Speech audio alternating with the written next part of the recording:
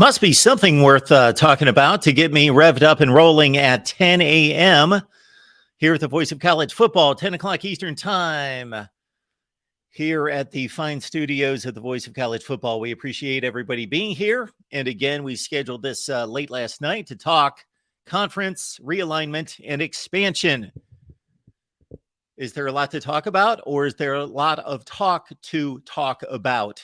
We will try to uncover what we know, what you know, because definitely consider this. We live in the day and age in which all of you, to a certain extent, can go out and get information that other people can as well. There is no longer the knowledge base, the small select elite with all the knowledge, all the information, and then everybody else has to wait for them to talk or wait for them to decide. There are leaks of information. There are threads of information. There are indicators, of course, and we will follow all of those. But shoot, many of you have information, have threads of evidence, or at least talk. You have reported conversations that have been made out there that you can share as well. So we will take your calls in just a minute here at the Voice of College Football. I believe I left the link in the live chat. Maybe I didn't, but I need to do that. I will leave the link in the live chat after I remark on the landscape of college football. Of course, invite your friends in here. We'll be here, I would guess, for the next couple hours, for however long it takes to look through the current situation involving, well, when it comes down to it, it involves just about everybody but the SEC. That it could have that type of far-reaching impact. And maybe in the long run, from the ACC to the SEC, it could involve everyone. So we will take your comments and questions, both in the live chat, and then also, of course, you will be able to call in. And I am going to continue what I did late last night, and that's surf online for information. Now, real information is basically impossible to find. Concrete information is basically impossible to find. Consider this. Let's start here. 8 or 9 months ago, USC and UCLA joined the Big Ten. That came 1 year after the announcement that Oklahoma and Texas would join the SEC. Who knew about those moves? It could be argued that those are the two biggest stories in the history of college football, or certainly in the 21st century. Those two schools moving to the SEC, and then those other two schools, we're talking about 3 of the top 10 programs in the country, 4 of the top 20 or 25 programs in the country, and all the moving parts involved.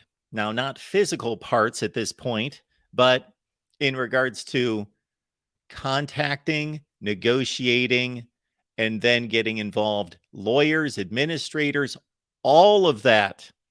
Consider the massive amounts of negotiations and information sharing, and then the legal aspect, and all of that, talking about academics, talking about facilities, talking about budgets, talking about travel, talking about all sorts of things that involve conference realignment and expansion. Consider that. And nobody knew, not a soul. When those two stories broke, no insider knew, nobody knew.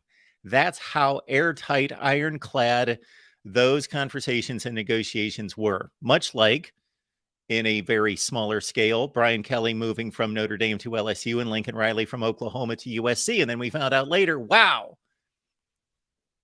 in the case of Riley to USC, those talks had been going on for months. Nobody leaked it, not a soul. And there had to be at least a handful of people involved in those conversations. In these conversations, over the course of school after school after school after school that would get involved, and then the conference commissioners, the administrators, the presidents, the chancellors, tons of people, airtight. So nobody knew. So consider that no one knew. So my warning to all of you would be, we have all sorts of people out there running around telling you that they know what's going to happen or they know what has already happened. They don't. What we have, and this was pointed out by our buddy Tony Altamore a few nights ago, he put it in 3 buckets pretty distinctly. The first bucket of people are very select. They're very few. They're college football insiders. I will not name them, but you know who they are. Brett McMurphy would be one. So I guess I will name one. Pete Thamel would be one. And again, I don't follow these guys. Maybe I should. So I'm not really into the insider portion of the college football industry. What we do is things happen and then we respond. We analyze, we discuss it, we debate it. Boom, we're on top of it once it's announced. People have told me in the past, Mark, why don't you break stories? Well, that would be insane and asinine for me to try to compete for breaking stories that once they're broken, everybody knows within 10 minutes. So we discuss, debate, analyze, and of course, engage with all of you. All right. So let's understand that none of those insiders knew about USC, UCLA, or Texas, Oklahoma. They were as blindsided as you were. Maybe they found out 15 minutes before you did. Okay. So let's understand that when we have people running around on the internet telling you that they know, they don't know. Okay. So there's nothing wrong with people getting on the internet and saying, let's speculate. So-and-so said this. So-and-so knows this. We have this little thread of evidence. We have that thread of evidence. We can understand that this is not working out well for this particular conference. We know that these relationships are in play. There's a lot of speculation that can be made. I've made that speculation in the past. Nothing wrong with that. But anybody that tells you they know something is going to happen or they know this and that. So I see that out there and I don't even look for it. Believe me, I'm not into watching other people's information for the most part. Not that I don't come across it and pursue it from time to time if it appears to be quality or entertaining. But nobody knows. Okay, so let's start with that. No one knows. Okay, on to number 2 would be your next category of past the insiders, and that's that select college football sphere of insiders, kind of your Adam Schefter of college football that have some relationships, have those type of insights and connections to be able to give us indicators. Okay. But again, they didn't know. 2 major moves, the 2 biggest moves in the history of college football in recent times, nobody knew. You have folks like myself who will say, I'm going to take all of the factors involved, all the evidence. I will take everything that we know and speculate. I will make some projections and I will make some guesses. I will make some projections. And if you look at the history of my video content over the last 2 years, it's pretty close. So understand that when the Big 12 lost Oklahoma and Texas, I posted a video that said, go get UCF, Cincinnati, Houston, and BYU days later. So the Big 12 went out and did that, not based on my recommendation, but those were the 4 best group of 5 programs to go out and get. So there we go. And then I found it amusing because I see this speculation about Washington and Oregon, also Stanford and Cal to the Big 10. Okay. I could definitely see that happening. Obviously, I could, because a few days after the USC UCLA moved to the Big 10, I posted a video that included Washington, Oregon, Stanford, and Cal. This was 7 or 8 months ago to the Big 10. Much of the response that I received for that video predicting, or wouldn't say I predicted it, I would say that I said this is a very real possibility and a most likely move for the Big 10 to continue to go west and to continue to get sister schools along with USC and UCLA, Oregon, Washington, Cal, and Stanford. And this is what they bring to the table. And I outlined from a football standpoint, athletic performance standpoint for the entire department, from a TV market standpoint and viewership standpoint, brand and image, academics, and everything involved. And said, don't be surprised if the Big Ten adds Washington, Oregon, Cal, and Stanford. And probably 3/4 of the people came back at me and said, Stanford sucks at football. Cal sucks at football. The Big Ten's not going to take them on. Okay. All right. So again, TV markets, academics. Stanford was really good in football just 5 years ago. They were great in football for a small period of time about 10 years ago. And Cal can be another Illinois on the field. Okay. And they bring so much more to the table. So now we're seeing that speculation out there about those four. So let's understand that. All right. On the other side of the country, we've got Florida State, and athletic director Mike Alford complained to the Board of Trustees last Friday. And, keep in mind, we've had these conversations. So we had an outstanding show 4 or 5 days ago with Tony Altimore and Tide Guy. Check out that live stream. It's right here on the main channel. Again, Tony Altimore, Tide Guy, jumped on and provided a tremendous 2 or 2.5 hours on what is possible, probable, in the works, dead. It's all out there. Is it all correct? No, it's not all going to be correct. So even the insiders understand sometimes the insiders leak information or report something that they're allowed to based on their trusted sources. But sometimes those negotiations, those situations, those relationships break down and things change. So they're wrong much of the time, not because they're incompetent and not doing their job. It's just because what they are reporting changed. So understand that in negotiations at this level, things change. And then, of course, there's such a domino effect here that it's ridiculous. This is a enormous domino effect. And one of the big reasons why Oklahoma, Texas, USC, UCLA are the biggest moves, I believe, in the history of college football, modern college football, is not just because of the moves of 3 of the top 10 programs in the nation, but because of the ramifications, everything those moves have caused that we are seeing now. Would the Pac-12 have an issue getting a TV rights deal if they had USC and UCLA? No, they would not have an issue. But they now have a major, major issue on their hands trying to get a legitimate media rights deal because they don't have the Los Angeles market. They don't have their best football product. They don't have their 4th or 5th best football product. It's gone. And Southern California is gone. And is San Diego State going to bring Southern California back? No. For the most part, no. So this is the ramification of USC and UCLA. And of course, the Big 12. Ironically, the Big 12 has become the safest haven for college football. Consider this. The Big 12 is the most stable outside of the Big 2. I saw somebody build a map at one point and posted online where they basically just divided in a diagonal fashion the country with the SEC at the bottom and the Big 10 from Los Angeles to Boston.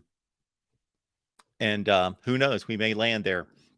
It might be the AFC and the NFC someday.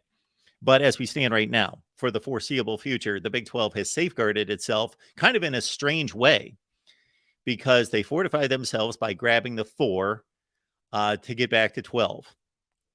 And they went into some markets that were pretty important, talking about Houston and Orlando, and to a lesser degree, Cincinnati. And BYU is kind of a strange commodity, but they certainly are valuable. Well, on top of that, look at the Big 12. Does anyone want any Big 12 schools? Like, is the Big 10 going to come in and grab any Big 12 schools? Likely not. Is the SEC going to want any of those schools? Likely not. So the Big 12 is safeguarded by its mediocrity. So it's good enough to keep a Power 5 status and have a really good league, really parity-driven league, a very balanced league that's going to be extremely competitive, I expect, in the future, They have no elite teams, no elite programs, but it's strong from top to bottom. And so it's going to be fun to watch as a football fan. If you enjoy football, if you just enjoy watching football and competitive football, you will enjoy the Big 12 going forward. You will not enjoy it if you're locked in on the playoff and who's going to win the national championship, because I cannot foresee the Big 12 winning a national championship in forever. Who's going to win a national championship? And if you bring up TCU, understand, after 2024 and beyond, TCU will have to go through 3 or 4 teams to win a national championship. So their window, and TCU could become, in the Dallas market, with that as a resource and everything that we understand about TCU and expansion within their own university, all the things that this title game appearance has brought them in terms of increased enrollment, that could turn into a different program. But right now it's a top 15 to 25 program, but that is not good enough to win a national championship. All right. Back to Florida State. Of course, Mike Alford complains to the trustees and basically lays out something that they should have all known before he complained about it. And that's, we can't compete. We don't make enough money. So we don't make enough money today. And starting in 2024, we will make even less money compared to the Big Ten and the SEC after they've signed these ridiculous deals. The Big Ten, I believe, stands at $1.1 billion and the SEC at $800+ million. And over the course of the ACC contract, well, the Big 12, I believe, stands at $240 million. And I don't remember the years that are connected, which is obviously key to the math, but they're comparable lengths of contracts. And of course, the ACC tied up until 2036. So the ACC, in forging that contract with ESPN, bought itself a level of security. And even now, if the grant of rights is what I believe the grant of rights to be, based on people that I trust, people that know more than me, people with legal backgrounds, the grant of rights is going to be extremely difficult to break, if not impossible. I don't believe in the word impossible, but 99% ironclad. Again, that's not me making that evaluation. That is me reporting and talking to other people who make that evaluation about the grant of rights in the ACC. So the ACC has secured its place, if that is the case, has secured its place in major college football for the next 13 years to 2036. Because not so much is it too expensive for schools to leave. They can take care of the bill. It's not necessarily, even if it's an exorbitant amount of money. And we saw with Florida State, roughly $120 million to get out of the grant of rights right now. It cost Maryland $31 million 10 years ago to leave the ACC and go to the Big Ten. So for Florida State, the estimation was $120 million. It was simple math. It was easy to see based on the amount of money that they had to pay out for the grant of rights. But then that could be completely offset by the increase in revenue from the Big Ten distribution in the next 3 to 4 years. So in 3 to 4 years, Florida State makes up its money. If that's all we're looking at, and that's the simple math, it's a little bit more involved than that, of course. But it's about the legality and getting sued, lawsuits, and all of that. That is what comes into play here, if that grant of rights is as binding as we believe it to be. If it's not, then shoot. The SEC and the Big Ten can have it, the ACC. They can go to it because they can easily sell themselves to say, do we really need to extend an invitation? Do we really need to explain anything? It's pretty much just sign on the dotted line, take your $80 million per year instead of your 37 or 38. Bam, you're happy. There would be a fight between the SEC and the Big Ten as to which conference would gain the upper hand. Of course, geographically, the SEC makes much more sense to those schools down in the Carolinas and in Florida, of course. But we have seen in recent years that geography has mattered little. So the Big Ten would have an academic advantage on the SEC and a dollar value that's not significant. So I don't think that that would be a huge factor in those schools determining, do we go SEC or do we go Big Ten? Because I believe that even though the Big Ten contract is larger, not by much. Once you distribute it among 16 and now 20 teams through all the course of those years, maybe it would be substantial to those schools. I don't know. I don't think so. I think that there would be more important aspects of it than weighing, okay, 88 million, 91 million per year. Okay, there's more importance here with academics, research, Big Ten, let's go that route, or the SEC in regards to our culture, our environment, our fan bases, our fan base being engaged in the product and continuing to want to go to games and face what could be easily viewed as rivals rather than Georgia Tech traveling to Wisconsin and Minnesota to play football games. All right.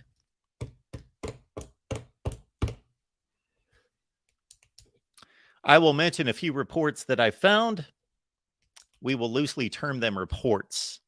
Somebody wrote on the internet. So if you Google search this, I've been doing this for 2 days. So this report's right about 2 days old, maybe not quite. So this is the first Google search link and article that you find at the top of the page every time. I've done this about 18 times. Top of the page. And this particular site, Fan Nation.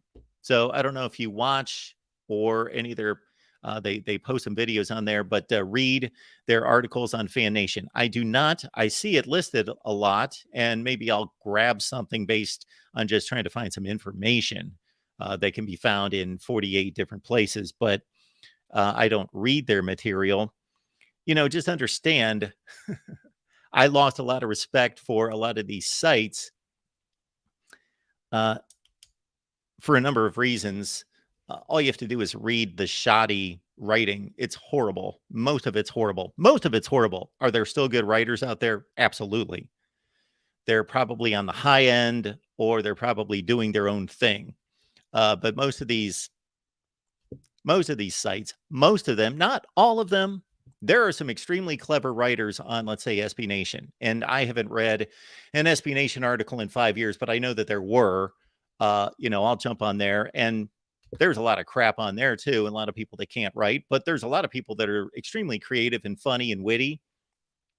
And the truly great writers are that, plus they can actually tell you what's going on at the same time and give you a narrative and explain things. So that's a difficult skill, and very, very few have it. So I don't read that stuff because it's awful.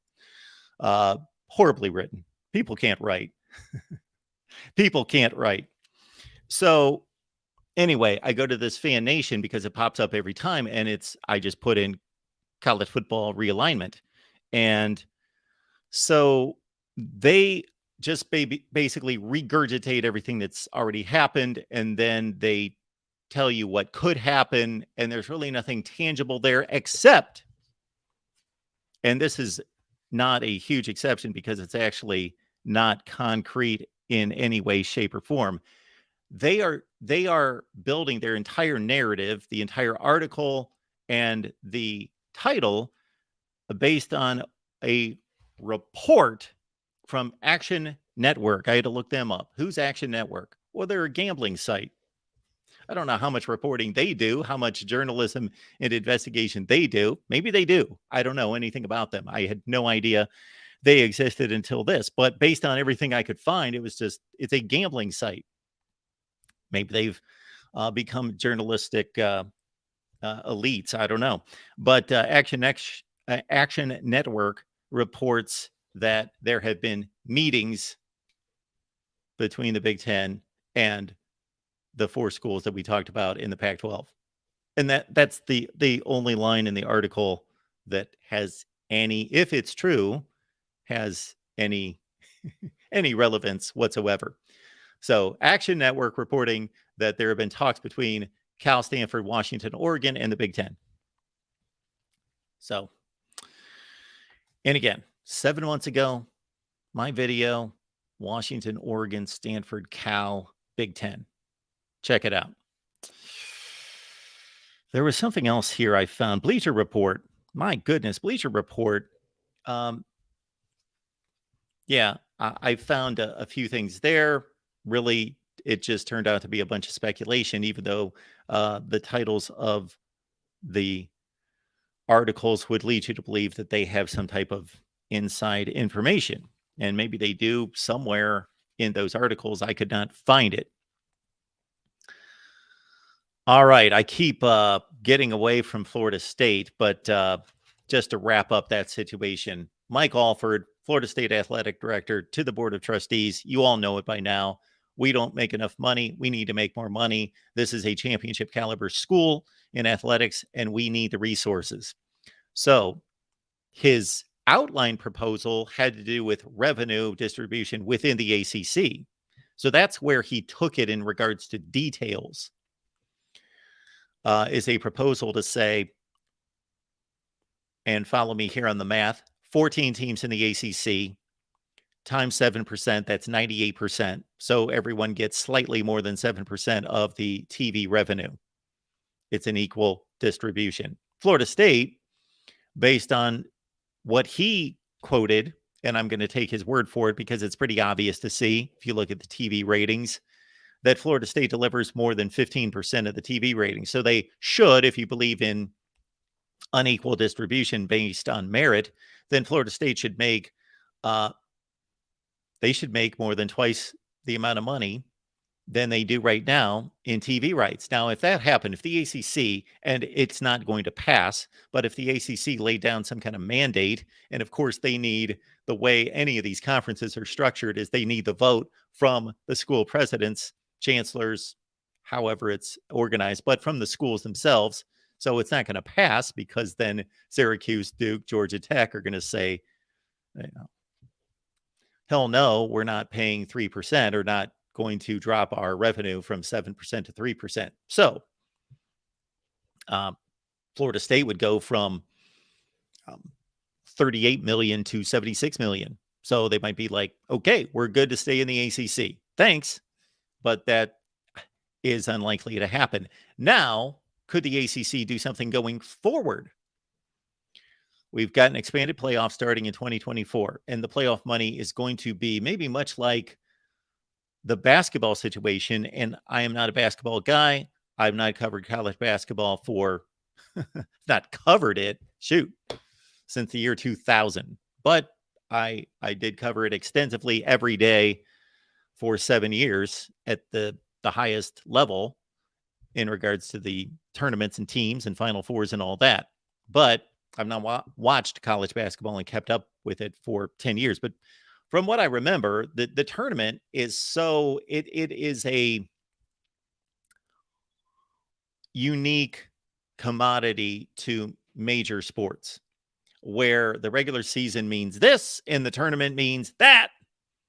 And so despite all those regular season games, and at one point ESPN and all its platforms were broadcasting something like over 400 college basketball games during the year, the NCAA tournament during that 3-week time frame pulls in the most money. So it's a very lopsided revenue equation for basketball. For football, it's not, because the bowl games get roughly the same ratings as the top regular season games. And then, of course, the playoff has been a nice bounce to the revenue for college football. However, it's only 3 games, but you expand it to 12 teams and we go to 13 games. I don't know how that math works, something like that. It's roughly the same amount of games as teams, although there are buys in the first round. Maybe it's like 9 games. So you get a larger slice of the pie because those games are going to get outstanding ratings, of course. And so maybe Florida State and others are able to negotiate a playoff share that is, okay, we keep 75%, you get 25% if we make the playoffs. And then Florida State's going to be gambling on its future success in football. So that's just something to consider in regards to Florida State's complaint about its revenue share in the ACC. That I can't imagine that. I know that they're steeped in academics, and their life is university life and academics and all the things that are involved there. But I cannot believe that the Board of Trustees were not aware of the money distribution in college football. Appreciate everybody being here with the Voice of College Football. We will take your calls. Want to remind everyone, when you shop Amazon, we could talk Amazon media rights. Yes, when you shop Amazon, please use the link in the description section of all the videos. In caps, Amazon, link is right next to it. Grab that link, please, and do your Amazon shopping. It's the same shopping experience. So especially if you find out that, let's say, Amazon has signed a contract with the Pac-12, and we'll talk about that in just a minute. Amazon has signed a contract with the Pac-12, and you're against the Pac-12. You're a non-Pac-12 fan. Well, you would want to use your Amazon link because I'll get like 3% of that purchase, and you're taking that money away from Amazon in the Pac-12. How about that? But if you love the Pac-12, you would still want to use my link because it's supporting Amazon in the Pac-12. Got you covered both ways. Use the Amazon link in the description sections. Got a show with Steve Deace that we deliver every Thursday. We'll be here live at 4:30 Eastern time. Please join us. We're still deciding on what that one topic is going to be this week. Wonder if we've got one. One big topic with Steve Deace every Thursday at 4:30 Eastern. So please join us here. We are launching SEC and Big Ten shows Monday and Tuesday. Big Ten going 2+ hours starting at 6 Eastern. The Big Ten live show, Monday at 6. The SEC, we will be here at noon on Tuesday. We will have all sorts of guests pop in and take your calls as well. Big Ten only on Monday, SEC only on Tuesday for those 2 hours of talk with you. Patreon, Discord. Join the knuckleheads on Discord. It's a fun time. Go to patreon.com, search MarkRogersTV. All right. I got a lot more to say, but let's take a call. And I will drop the link in the chat again. And we will take it from there. We got Will on the line. Will, what's going on? Morning, Mark. How are you? Dang, Mark, I guess I could work for the SB Nation with all that bad journalism they do over there. But Whoa. Before the people at SB Nation get after me, I did say a lot of great creative writers over there, but I also said a lot of garbage. It's a smattering of, they're just looking for warm bodies over there, depending on the site. So it's a little bit of both. Mark, I mean, this is fun and all, but I just kind of just wish it was back to what it was with West Virginia, Pitt in the Big East, Maryland back in the ACC, A&M and Texas back in the Big 12. But this is just the world we're living now in college football. You're right. So if you could have your perfect situation, you just outlined some of it, but you would have a Pac-12. Would you go way back? Are you taking Colorado and Utah and knocking them out of the Pac-12? No, I would keep them in, but okay. Yeah, like I like the ACC, what it used to be, the Big East, what it used to be, Big 12, what it used to be, Big 10 when it was just 11 teams, with Penn State added. That'd be about no it. Nebraska in the Big 10. Well, Nebraska, keep them in the Big 12. I don't know. Yeah. But Mark, I don't know, like, do you think they're just bluffing for the money, Florida State and Clemson? Like, because it's going to be really hard to get out of the ACC, and I think they're just trying to get more money out of it. I don't think there's any chance they can actually leave. That would be just crazy with the ACC granting rights and everything. It'd just be hard to I agree with you, but not quite to the full extent. My guess is that they're basically bluffing and they would want to be able to push buttons and make it happen. And they really, really just want to stay there, make more money, be fine. But if they get pushed into a corner, and let's say we're 2 years more down the line, we've started this 12-team playoff, and they're continuing to make the amount of money they are, and everybody else is making what. Yeah. I wonder, yeah, and on the other side, I wonder if Washington, Oregon, Stanford, Cal all went to the Big Ten, would they take the less money like Rutgers did? Would they have to not take as much money? That is a great question, because they're in a bad spot. So if they see their conference crumbling, either the conference completely dissolves and crumbles athletically, or football, there could be a Big East type Pac-12 or Pac whatever 8. We could see that in the future of some sorts. There are football programs that play in different conferences than their athletic programs.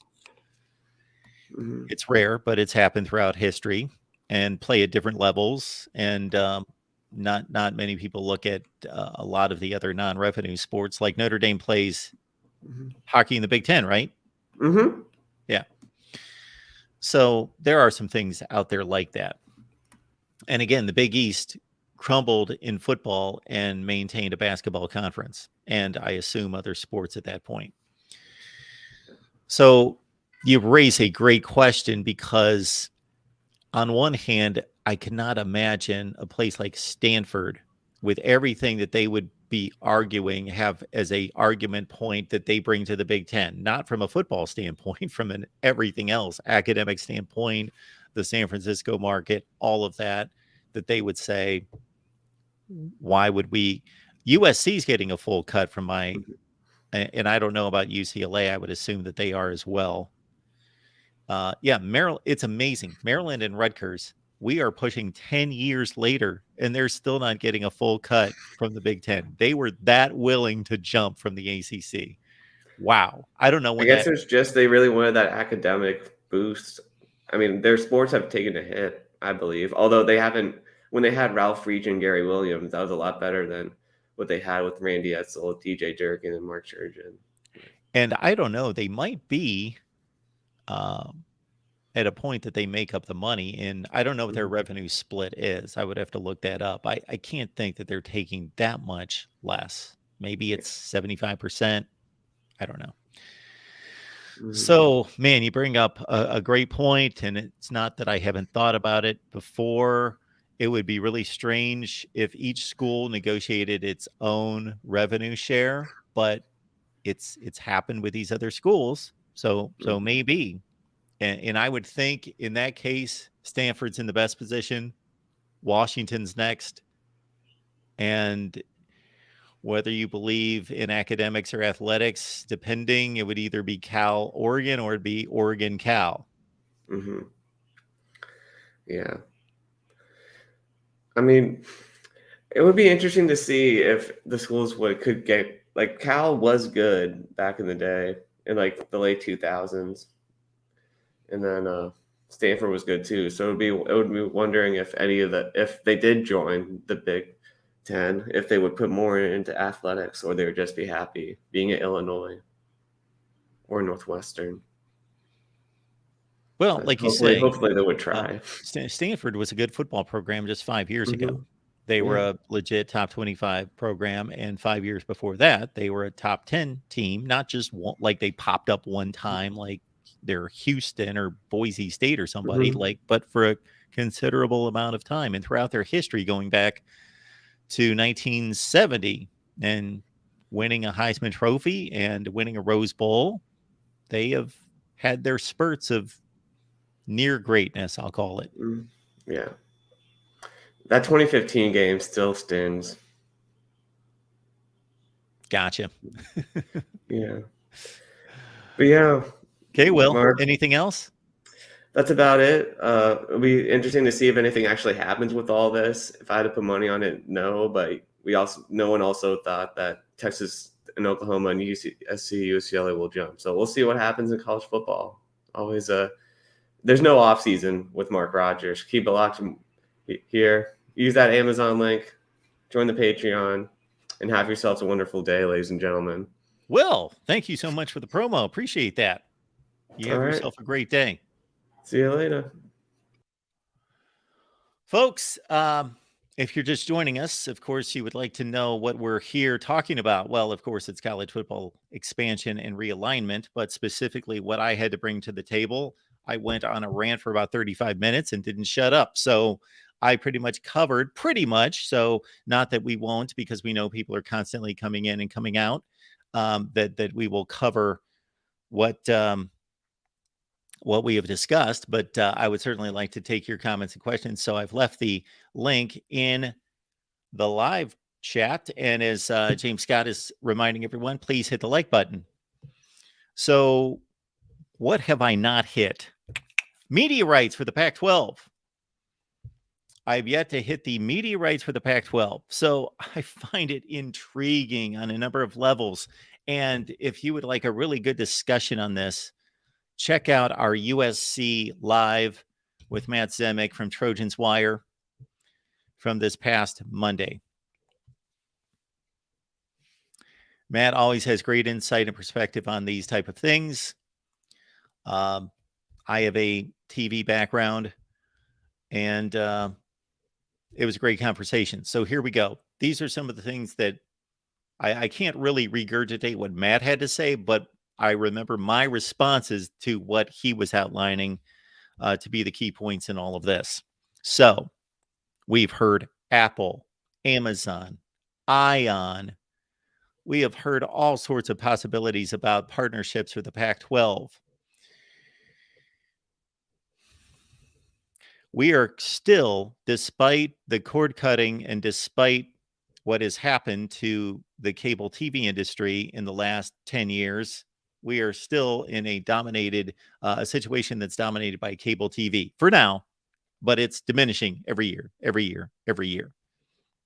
It's not dropping from 100% to 40%, but it's being significantly chipped away at. Like, I know that at its peak, ESPN had 102 million cable homes, out of a universe of like 113 to 116 in terms of television households in the United States. ESPN had 102 million. I'm understanding that figure's about 80 million right now. So that's a significant drop. We're talking like 25, 28%. And it will continue to drop. Now, there's obviously a floor. There are people, maybe like myself, I'm going to age myself and say, yeah, I still have cable TV. It's just easy. It's just easy than saying I'm going to cut the cord and then I'm just going to have to go out there and find this and find that and find this and find that. But if platforms like the NFL and the Big Ten and maybe now the Pac-12 continue to go out there and get streaming contracts, then that's going to push me more in the direction of, with this cable situation, you know what? I got to see 3 games today that I wanted to see, but I couldn't see games 4 and 5 that I wanted to see today, but because they're somewhere else. I do have Amazon Prime, so I guess that would cover me there. So the Pac-12 obviously made some strategic misplays here. And they were in a bad situation to start because they lost the Los Angeles TV market and their best football brand and one of their top 5 football brands. So they're in a precarious state to begin with in terms of negotiations. George Kliavkoff made the determination. He made the decision. I guess this is how it appears on the surface, at least. Maybe he was in negotiations and talks with all these outlets before this, but it seems as though he's really made the push and they've gotten to serious negotiations after the Big Ten signed its deal, after the SEC signed its deal, and now, of course, the Big 12 in recent weeks has signed a new deal. So all the time slots are taken. So I don't know what that strategy was. I just don't know if he was not hearing the numbers that he wanted to hear. Therefore, he was saying, we're going to wait, and we're going to wait. And maybe coming recession, potentially, numbers for these other conferences won't be what they're asking, what they're pursuing. So the market's going to drop, and I'm going to be able to come in, and they're going to realize that the numbers are that we're providing more value than they first thought. Whatever the strategy is, and you can have a good strategy and it can still backfire. So I am not in any way making an evaluation, a judgment of George Kliavkoff's ability to be a commissioner in a major conference, because he took over the worst conference in the worst situation and took it over from the worst commissioner in Larry Scott. I will make a judgment on Larry Scott because I trust the people that I know, and I trust just my own brain and eyes in evaluating what he did to the Pac-12 on so many fronts. So George Kliavkoff took that over. He's got an entertainment industry background, which I thought was perfect, based on knowing nothing about the man, never hearing his name ever, but seeing that, okay, this is his experience and background, and this is how he's talking about the future of the Pac-12. I thought, he's a forward thinker. He's a visionary. He knows the future.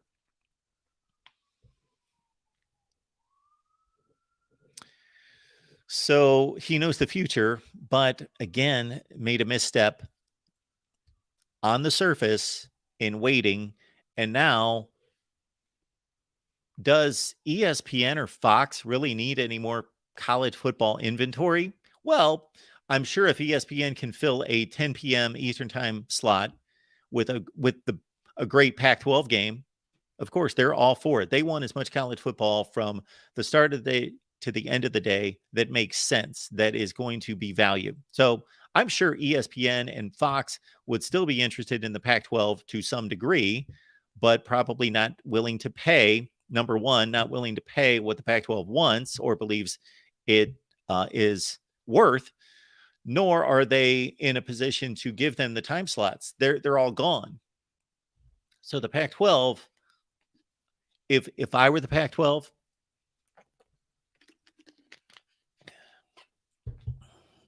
I would do everything I could to get on Fox, ESPN, NBC, shoot, anywhere. ABC obviously connected to ESPN, anywhere on network/cable for at least one game a week. Or maybe, how about two? How about we will give you the 10 p.m. Eastern time game, because nobody else is going to be playing, although we've got, of course, the West Coast covered by the Big Ten now. So that is, but it's only two teams, and they're not going to play at 10 o'clock at night Eastern time, even though that's a primetime game on the West Coast. We phrase things, and everything is still listed in terms of East Coast time for a lot of good reasons. It's tradition, so that's the way it is, as everybody talks East Coast time. Sorry about you folks in the Central Time Zone. I lived there for 6 or 7 years and had to adjust to that, seeing that on the TV screen all the time, and in the Mountain Zone, and you poor folks in the Pacific Time Zone. Not that you don't live in a great place, but in terms of trying to decipher the timing of all this and the timing of shows and games. The Pac-12 is in a tough situation, because we had this conversation with Matt Zemek the other night, and I laid it out that I would be looking for cracks, and he made the same statement, be looking for cracks in the TV window to try to fit my inventory. Because if I'm the Pac-12 commissioner, I'm in a tough spot, obviously, but I still want ESPN and Fox, or Fox, to be a partner. And it may be a minimal partner, but we could showcase that game. We could have the ESPN 10 o'clock Eastern time game just about every week, that they're not shoving us aside for USC and UCLA. And that would take a hit to my pride, my ego as the Pac-12 commissioner. But at this point, you know what? If you're going to put USC and UCLA in that time slot 4 times out of the 15-week season, and we get the other 11, so be it. I don't like that they get preference, but they're getting preference with over $1 billion paid. So that's just the way it is. But Thursday and Friday night football, Okay, Thursday night's the NFL. They kick off at about 8:20. If I'm the Pac-12, I want a Thursday night football game. I want a Friday night football. I am playing alternate nights. Now, I don't think that maybe you do, maybe you don't. Look at what the MAC did. I don't know if that's really benefited the MAC playing on Tuesday and Wednesday night. I guess it has because they have continued to do it now for at least 10 years at their scale, knowing that they obviously came to a determination in the MAC. And I understand Pac-12 fans, I am lowering you to MAC standards right now, but follow me. The MAC decided years ago, nobody watches our football games other than alumni. And maybe even they don't.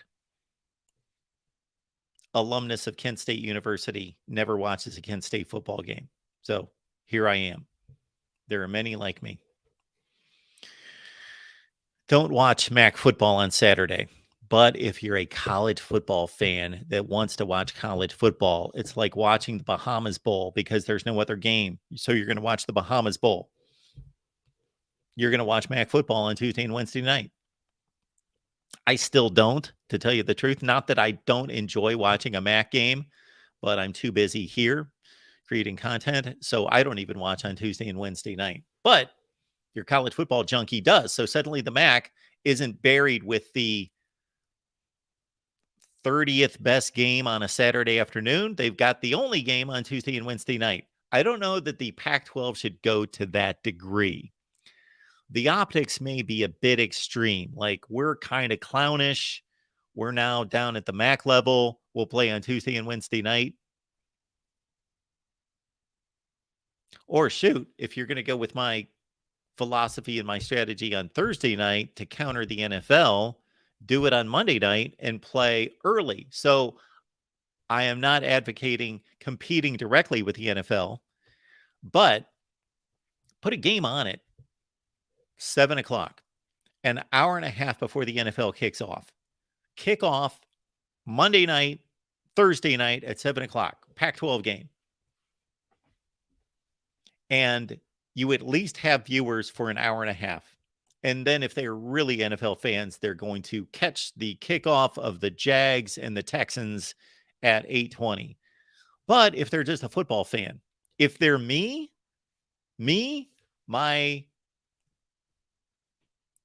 voice of college football, but truth be known, NFL versus college football on a Thursday night, I'm watching the better game. I am watching what I believe is the better matchup, and I'm constantly flipping, and I'm trying to watch both at the same time. So truth be known, I'm putting one on one screen and one on the other. So I'm watching both. But if I could only watch one, I'm watching whatever I perceive to be the better matchup. If it's an NFL game, any NFL game, the two worst teams in the NFL, and it's Navy and Tulsa, I'm watching the NFL game. If it's a cruddy NFL game, but it's like we've seen in the past, UCLA and Stanford, I'm watching UCLA and Stanford if I can only watch one. Again, I'm watching both. But here's the deal. If I'm only watching one, I'm generally watching whatever turns out to be the best game. So my viewing habits throughout a Saturday change based on the competitiveness of the games. So the Pac-12 has an opportunity to kick off at 7 o'clock on a Monday and or Thursday, compete against the NFL, get in an hour and a half early. And then if you're like me, if Stanford and San Diego State are at 41-37 with 6 minutes left in the game, and I can go start watching the kickoff of the NFL, no, I want to watch the end of this game. This is an amazing game. They're going to have some dogs. It's going to be sometimes 38-6 in the fourth quarter, and nobody's watching anyway. So capitalize on having really good football games in which you're going to keep some of that NFL audience just to finish out your game. And who cares if you tune into the NFL game with 3 minutes left in the first quarter and it's 7-3.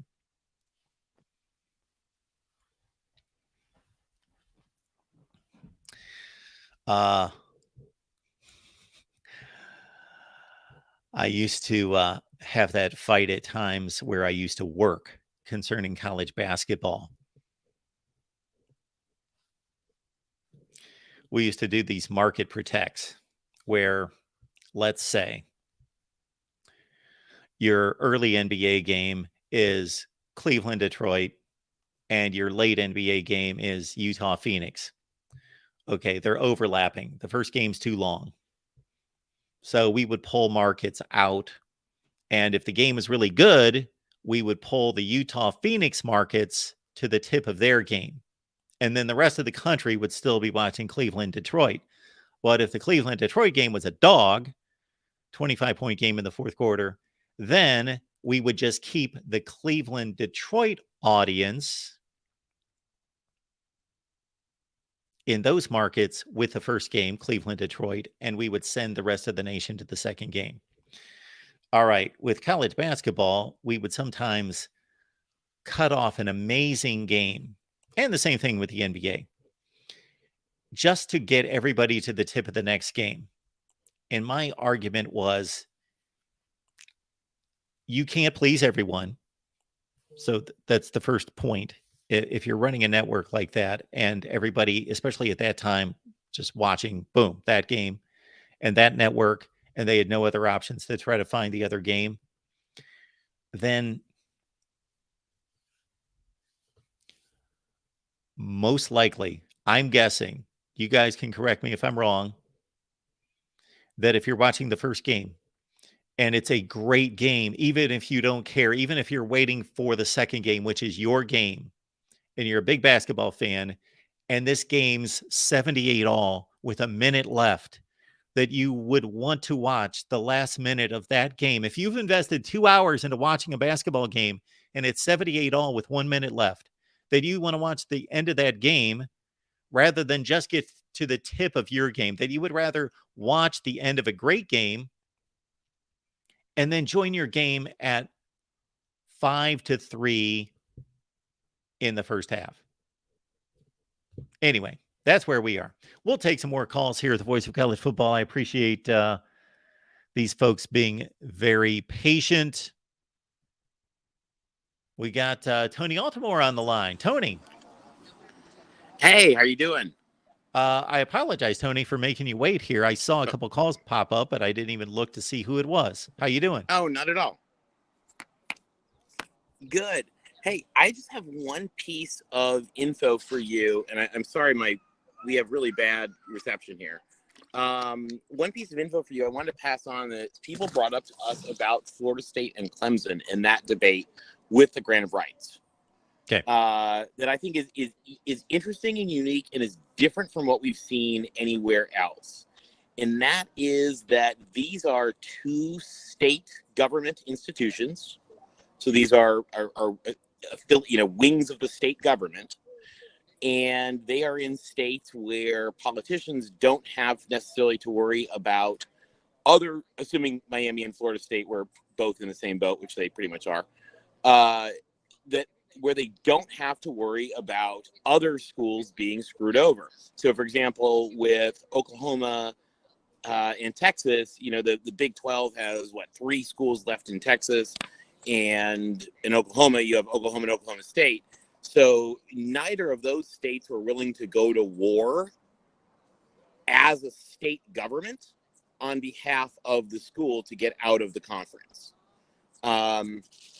This was an issue in 1956 with the Pac-12 when the state of California was going to war with the Pacific Coast Conference. And you had, the governor rabble-rousing and Ambassador Pauley and rallying people in Washington. It was a whole big drama.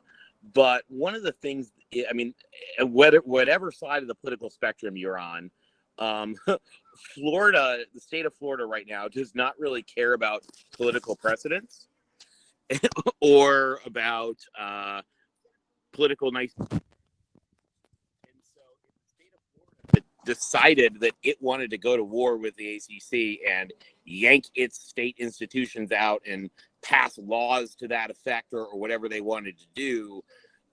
It really changes, I'm told anyway, that it could really change the legal aspects of the grant of rights in terms of putting the ACC in a really bad position. Now, you could also probably see the same thing with the state of South Carolina, because again, they don't have another ACC team. Now, North Carolina and Virginia, you probably would not see that because they have a lot more equities going on in here. So it's just an interesting element that that even that lawyers are not necessarily good at. You have to talk to attorneys that really understand the whole federal cases battling against determined state governments. And I'll just tell you, having done plenty of work with governments, I don't put my money on a random association of colleges going full war against a state government. If they chose to do that. And even if they did, don't we see this process playing out for years? It sounds like it. It could play out for several years. I mean, and possibly it plays out as they negotiate whatever's next. I mean, there's a lot of things. If we want to put our tinfoil hats on, and I'm sure that people will roast me on Twitter for saying this. If we want to put our tinfoil hats on, you could talk about, okay, what if we resurrected the 1958 idea of the airplane conference and took the best of the Pac-12 and the best of the ACC and maybe a couple great teams from the American whatever and combine them together. One issue with the Big 12 that we can't articulate enough. The other reason no one is leaving the Big 12 is that to join the Big 12, you have to sign this 99-year blood oath that is separate from your whole grant of rights debate, and that is an exit fee equivalent to 2 years distributions, which is currently, under this new deal is going to be 30-some in media, plus you can expect 10 to 25 in playoff money, new playoff money that's yet to be negotiated, NCAA money, stuff like that. So you're talking about $100 million exit fee buyout for a team to leave the Big 12. And quite honestly, no team in the Big 12 is valuable enough to make that worth it. So I don't think anybody would leave the Big 12, but you could see something really creative where between the Pac and the ACC, maybe in a 5-year down the road or a 7-year down the road period. Again, tinfoil hats on. But if we take our tinfoil hats off, Mark, I think you hit it brilliantly. The real issue here is that there's a lot of playoff money, an extra 10, extra 15 million a team that's going to be coming in with the new playoff contract and the new renegotiation of the playoff contract. And if they create some form of an eat what you kill based on wins, based on whatever kind of uneven distribution, they can close that gap in the ACC. And the other thing is everybody looks at Texas A&M like, do you want to be the next Texas A&M as like the doormat, big mega power, all the money in the world, and you're the doormat of the SEC. So I think teams are they would probably rather stay where they are if they can close the revenue gap at all. And it just makes a lot of sense to me anyway. Yeah, history tells us that no team has left its previous league and gone to a new league, and I don't know how many decades this spans. The number is in the 30 to 40 range of schools that have left and not won a championship. It might be near 50, something like that. Yeah, I mean, to close, I guess Utah would be the exception. What we did when we did analysis on this, we found that teams that made lateral moves tended not to do well athletically. Teams that made upgrade moves did very well.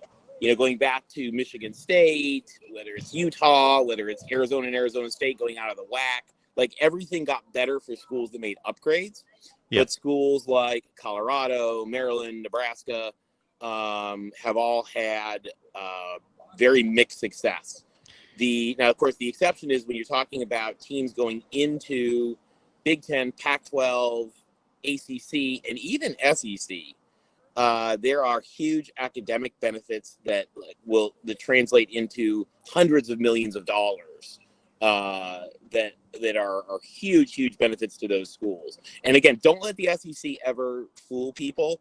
The SEC's academic standards for admissions are rivaled only by the Big Ten.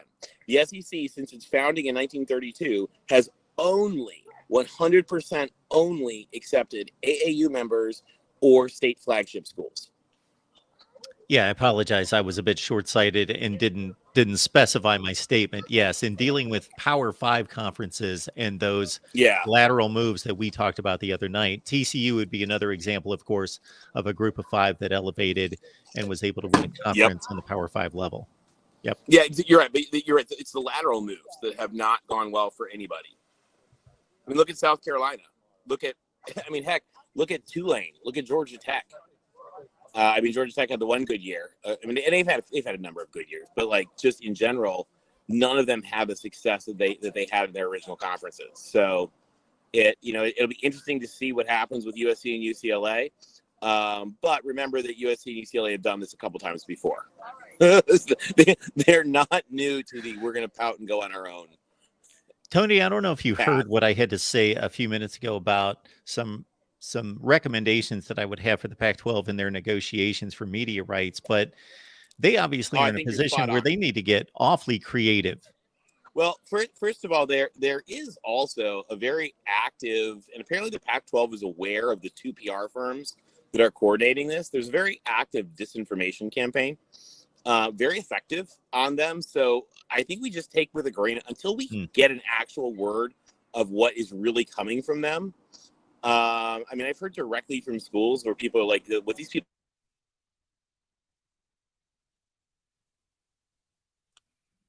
Hey, Tony. Tony, if you can hear me, you may want to click out and come back. We lost Tony, unfortunately. Tony, if you can hear me, come on back. I'm going to click you out, and we're going to move on to our next call.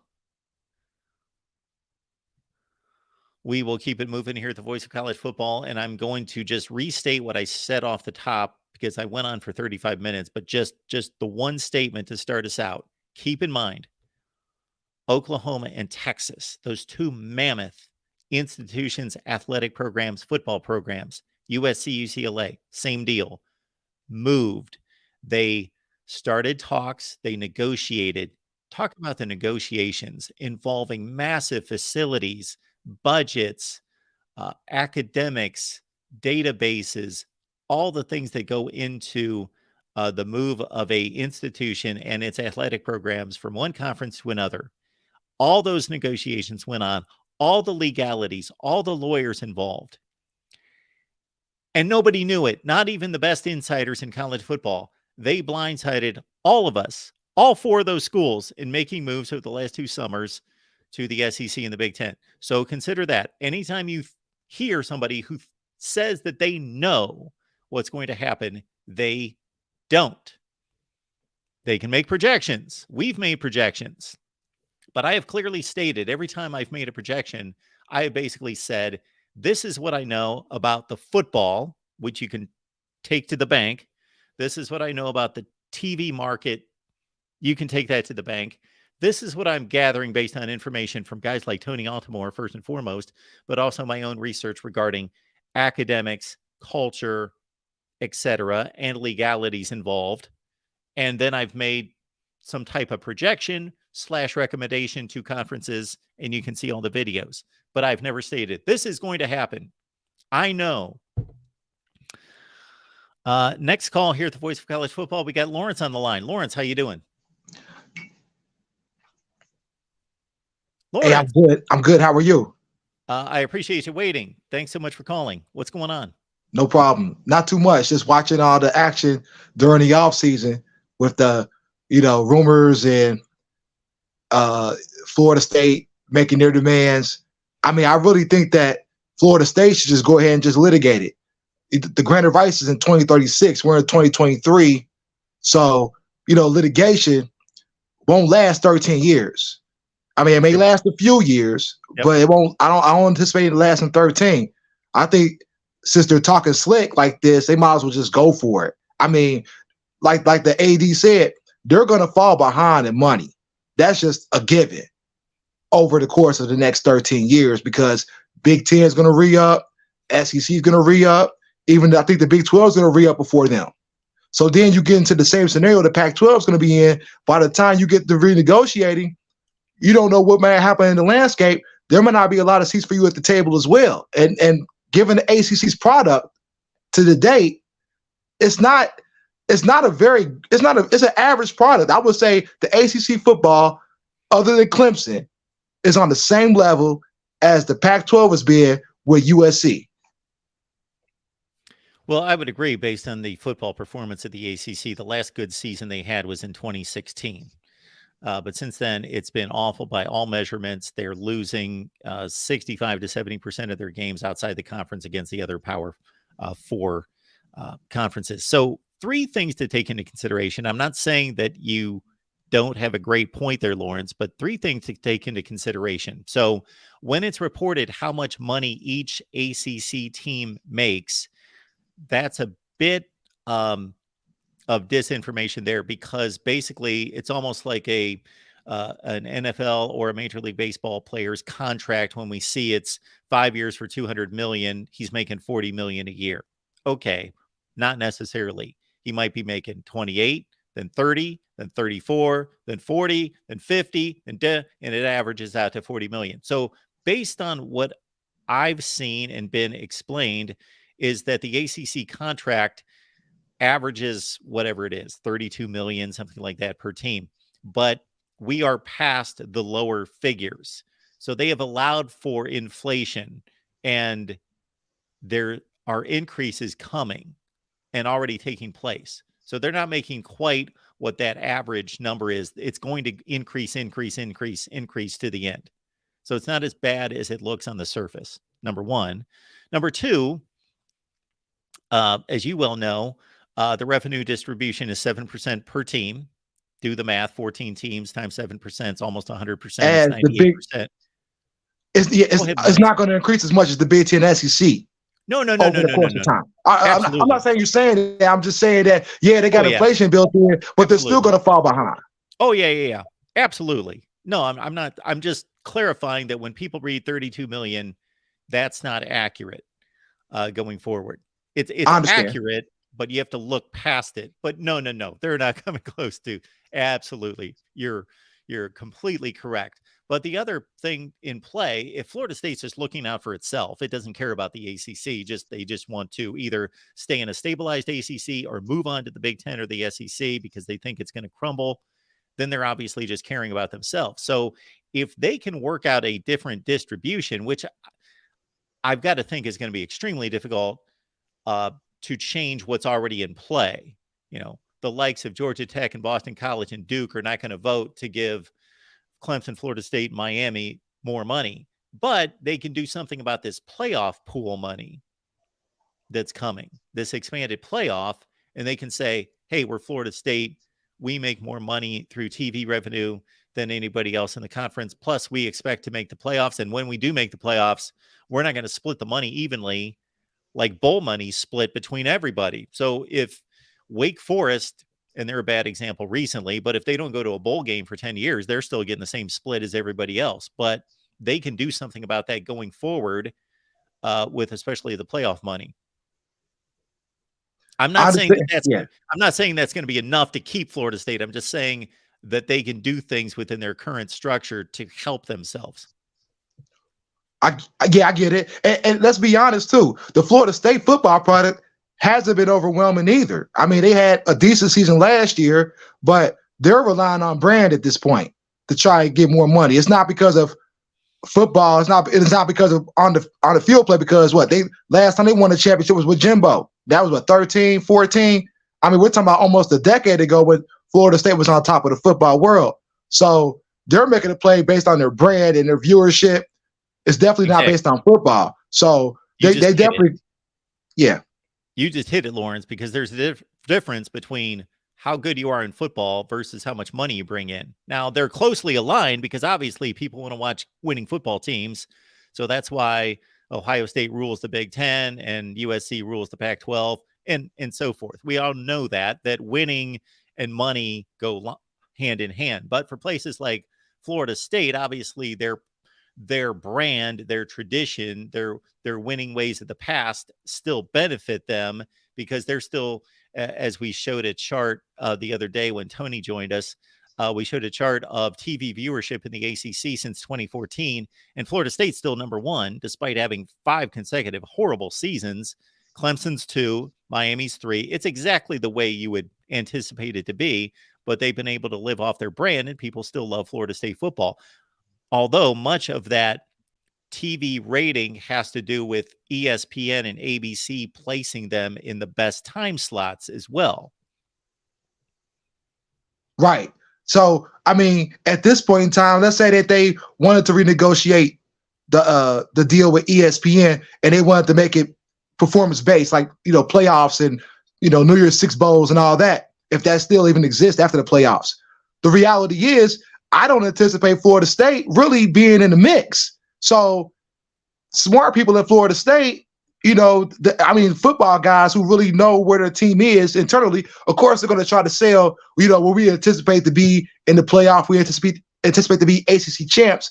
But if they don't hit these metrics, they're still not going to get the money that they may have negotiated. So at this point in time, if I'm Florida State and I'm being objective as a president or a chancellor there, and my AD saying we're going to fall behind money-wise, I might take my chances to just sue. I mean, that's the smart play to me if you want your money right now, if you want to try to get the money right now versus trying to negotiate how you do on the football field. Because I don't anticipate Florida State being with the Alabamas and Georgias and Ohio States and even some of the Big 12. Like you got TCU this year, you might get Baylor next year or Kansas State, depending upon how that plays out. And then as you get further into the season with the 12 teams, Clemson, I'm going to just go out here on a limb and say Clemson's going to probably still be the top dog. Maybe Wake Forest. I mean, they've been stepping up their game too. So to me, if I'm Florida State, I'm just going to go flat out and sue. I don't even want to negotiate the fact I won't be in the playoff because you're taking a risk either way. Well, you bring up some good points, Lawrence, and I would say that I could make an argument for Florida State coming back and being what Florida State's used to be, but I can also make the argument that you're making that the 10-3 season that they just posted was a bit of smoke and mirrors. Not that they weren't a good football team. They were a legit top 15 football team in America, but they won their last 6 games against nobody any good. And they won a bowl game against a 6-7 Oklahoma team. So they beat LSU too, didn't they? They beat LSU early in the season. Absolutely. Yeah. The first game of the season, they beat them by 1 point. Yep. That was their best win of the season. For sure. That was neutral site too, right? Yep. Yeah. So that almost a road game. They were in the Superdome. So yeah, that was the next. I don't want to rain on Florida State's parade. Just people are going crazy about Florida State, that they're going to be a top 5 team. And to your point, this particular Florida State team that we're going to see in 2023, we just posted a ton of videos on the Florida State channel analyzing every position. They're bringing almost everything back. Like, this is their year. Now, if they can recruit off of this year and what they've done the last 2 years, then that would be great. But their recruiting is still not Florida State standard, like top 5 in the country. They're still recruiting top 20 in the country, and that's not going to compete in the playoffs. Right. Well, see, and that's why I think at this stage of the game, while you're kind of hot, you win 10 games, you beat the LSU, I might go forward and try to sue right now to try to get out, because maybe then I can get picked up with the SEC and then, renew that Florida State, Florida, even though they play every year, but to have it in their conference, I think the SEC would like that. Same thing with if Clemson wanted to try to get out. You bring Clemson to the SEC, you get that Clemson South Carolina game within that conference. It's a monster game down south. So I think these guys have to make moves right now while the money's where it's at. Yeah, it's a little bit down, but who's to know it may or may not come back. So while you got an opportunity to get out or to try to sue to get out, I say you try to get out right now. Don't have your brand tied to your performance on the field if you can help it. Like Wake Forest will probably try to make that bet. Well, we want a performance base, get more money in the ACC if we're making bowls or playoffs right now. But Florida State, if you got that type of brand, or Clemson too, you stake your future on what you do right now. And so for me, if I'm these two schools, I'm suing to get out of there right now. And it may take a couple of years. And then you never know, because 90% of litigation never goes to trial. You might get a good settlement to get out. Yeah, so you make some great points there. The only thing that I would say is on Florida State, Clemson, and Miami's side is I don't think they should have any fear of not landing somewhere prominent. Like the SEC is going to take them, the Big Ten is going to take them. They've got too much going for them in terms of their brand, their money, their football success. where they're located in terms of recruiting, that they're going to land somewhere. But to your point, do they want to land somewhere where they don't want to be, or do they want to land somewhere where they've got to take a cut in revenue? And the Big Ten says, okay, the ACC crumbled. You got to go somewhere. We'll give you half of what everybody else gets because, we've got the leverage in negotiations. You need a place to land and you got nowhere to go. So we'll take you. Yeah, we would love to have Florida State, but you're only going to make half of what everybody else makes because you're desperate. All right. So, Lawrence, we appreciate that call coming in from him. I believe he's trying to pop back in.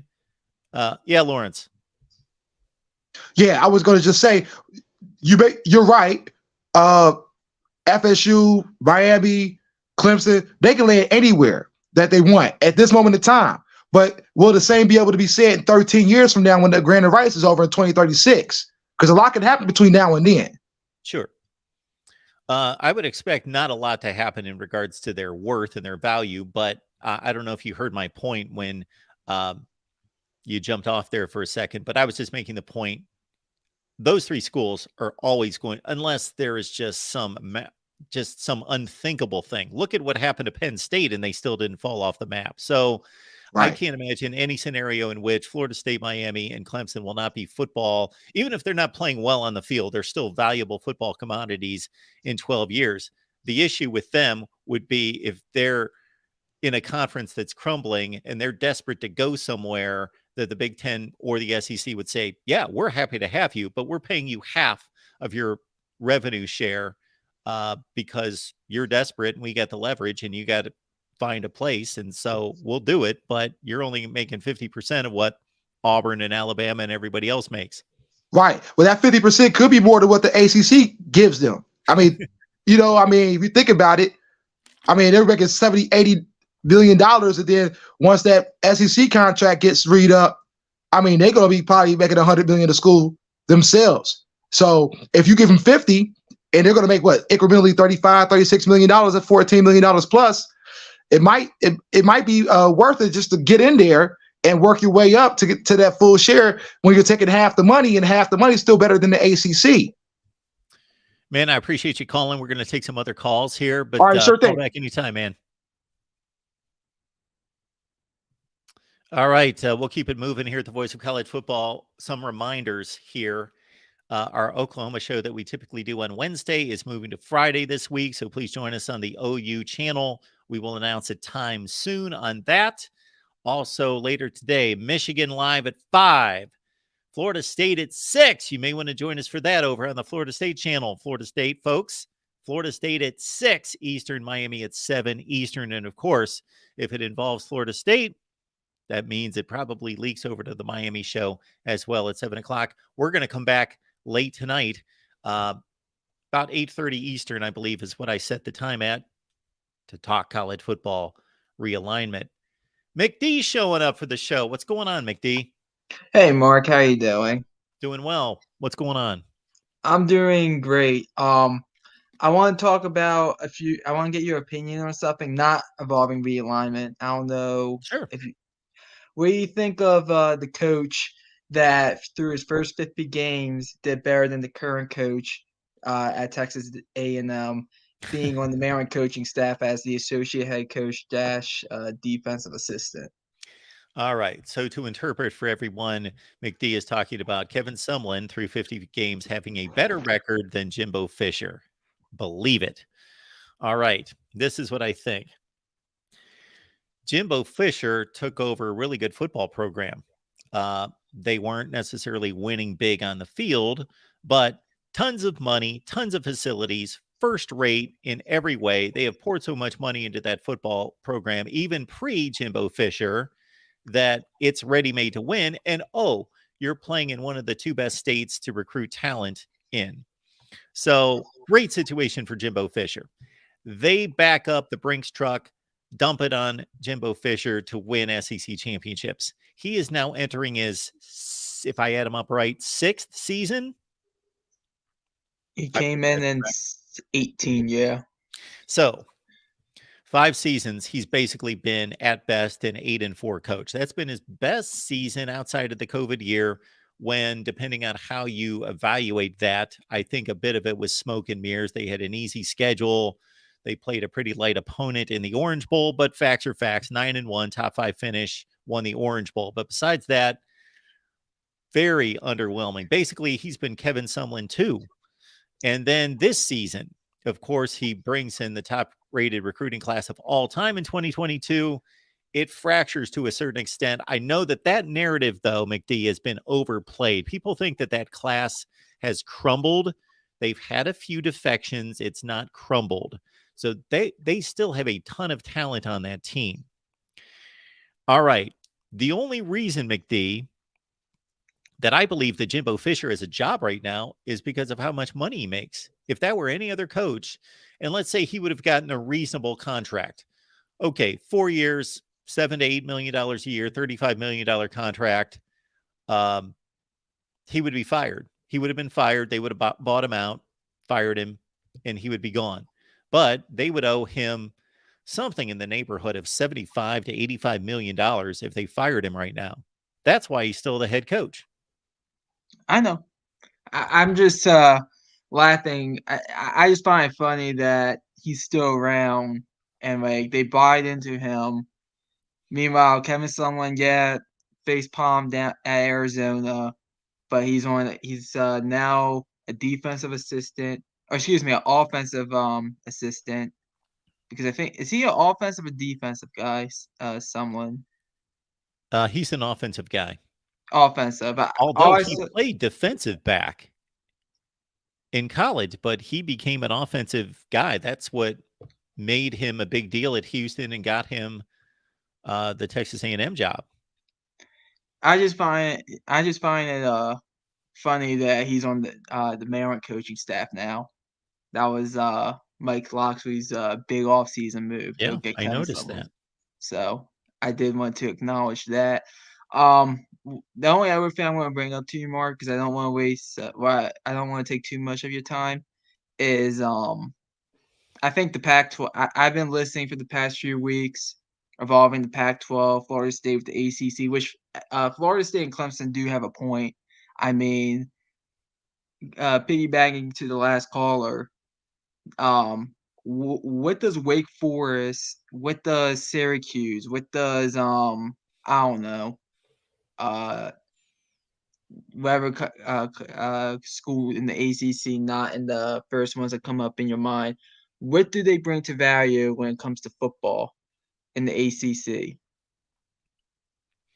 Well, all you have to do is look at first and foremost the stadium capacity, and then you look at the TV revenue. So even though we don't think much of, Syracuse football, if you go to the TV ratings and you watch a Syracuse game, and there's a great site, I can't tell anyone what it is just because I don't know, but just Google college football TV ratings and you'll find this site and it will show you the TV rating for every college football game for the entire season. And it's been doing this for about 10 years. You'll see that Syracuse, no. Are they drawing crowds like Georgia or Ohio State? Of course not. But, you can put a Syracuse NC State game on TV and draw 4 to 5 million people and make money. Sure. And then you can sell 50,000 tickets, even when they're not good. So I don't know. I can't do the math in my head to figure out, what value is that bringing? Does it match their payout? It must. But they also have a basketball program that makes a lot of money and is a traditional power. And then you've got a bunch of non-revenue sports, depending on, there are some outliers. There are some women's basketball teams that make money, and there are some baseball teams that make money. They're very few, but the value must be there. I can't calculate in my head what the value is, but it's there to some degree. And I'm not attacking Syracuse. I'm just using them as an example. Sure. But I think, and I was thinking about it throughout the past few days. I think we're just gonna. I think eventually, we're just gonna head to 3 football conferences, like big, massive football conferences, You have the Big Ten and the SEC, respectfully, and whatever's left over goes to the Big 12, give or take. I think it's where it's heading. Maybe the ACC stays together, but I don't see. I don't see the ACC surviving without Clemson, Florida State, Miami, North Carolina, all in there. No. I don't. If you take those away, they're not Yeah. surviving. And there's nowhere else to go for teams, for schools. Mhm. But just to extend on my other point, we've got 65 Power Fives. I think with the 4 additions, we've got 69 now. I think we've got 68 plus Notre Dame. Well, if the ACC didn't have Georgia Tech, Syracuse, fill in the blank, Boston College, whoever you consider to be at the low end of football status, well, then you don't have a conference. And who else would they add? Old Dominion, Liberty. So they have the best of the options that are available. You can't have a 4-team football conference and just say the only football teams that we have in football programs that are worth a damn are Miami, Clemson, and Florida State. So we're going to have a 3-team league. Yeah, and I mean, there's other teams in the. I mean, I know Georgia Tech has had some success in football. Virginia Tech, obviously, Pitt, but I just don't see. I mean, that's. I'm kind of to my next point. I think the Pac-12 is dead. I just think it's dead. I don't care if they get the TV deal done or not, because the only saving grace for the Pac-12 right now, in my opinion, is that Kevin Warren went and he took the Bears president job. That's the only saving grace for the Pac-12 right now, because Oregon and Washington would absolutely be going to the Big Ten, in my opinion, if Kevin Warren was still the commissioner. If the Big Ten wants them.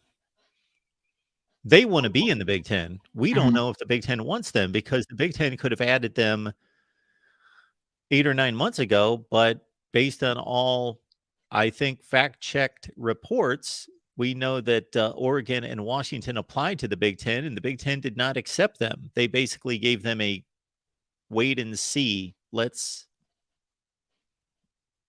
So they obviously, while Notre Dame could call the Big Ten today and they would have a contract in place within an hour, and I'm kidding, but a framework of it, because the Big Ten is so anxious to grab and bring in Notre Dame. If they felt the same about and analyzed and evaluated Washington and Oregon to be such great commodities, why would they tell them, wait, we'll figure it out. You're going to have to wait. So yes, Oregon and Washington want to be in the Big Ten. And that's why I don't understand. If I would be like, yeah, bring them in, because why? Because you basically have the West Coast locked up at that point. Does the Big Ten need to have the West Coast locked up? So the point I'm making, I get your point. Washington's a great football brand. So is Oregon. They're 2 of the top 15 to 20 brands in the country, but there's more to it than that. And again, getting back to the almighty dollar, the Big Ten, first and foremost, there are a ton of other factors, but first and foremost is going to look at their TV contract, and they'll probably go to their TV partners, which used to be ESPN, is now Fox, CBS, and NBC, and say, okay, you're giving us this much money. This is what you're paying us for the next 10 years. And if we add Oregon and Washington, what are you going to pay us? Because no other school in the Big Ten wants that TV deal to stay stagnant at the same dollar amount, but add 2 other schools. And now it's got to be distributed 2 more times. And so everybody else in the conference loses money. And that is a good point. And to piggyback to your question, do they need Oregon and Washington to lock up, and why they need the West Coast? I will argue that yes, because I think the South and Texas, football talent wise, is superior to the Big Ten's landscape in the Midwest and the West Belt area. Absolutely, it is. It's not even close. And yes, Oregon and Washington those states might not have the biggest football pools. Exactly. But you're not adding anything there. I do think that you could get I do think West Coast kids will be willing to go to those schools. Yeah, you may have something there. I don't know. That's it's an assumption to make, but I think it's a logical one to make that, yeah, if you're a really good football player um, in the state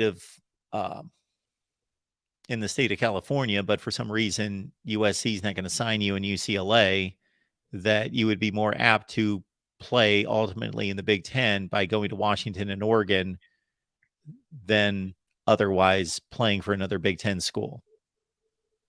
Yeah, that's an individual decision that depends on the person. But yeah, there's got to be a collection of.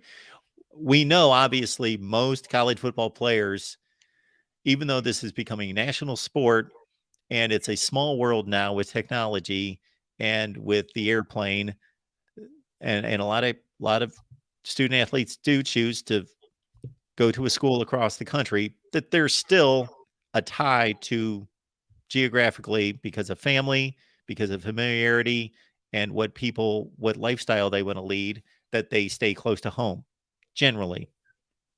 That's basically you couldn't put it any better. Um, but as I said, I think the Pac-12 is dead. I mean, I was thinking, I actually don't think Amazon's a bad idea, only because you could sit there, you could put their game of the week on Friday with Amazon. They already have Thursday night football. For Amazon's selling point, and I know I'm getting a little bit off topic of college football, but they're allowing Thursday night football to be flex. So let's say it's a bad game in week 12 of the NFL. They could flip that game over for a better game starting this upcoming season for the NFL, which helps Amazon because you get a better game for them on Thursday night football.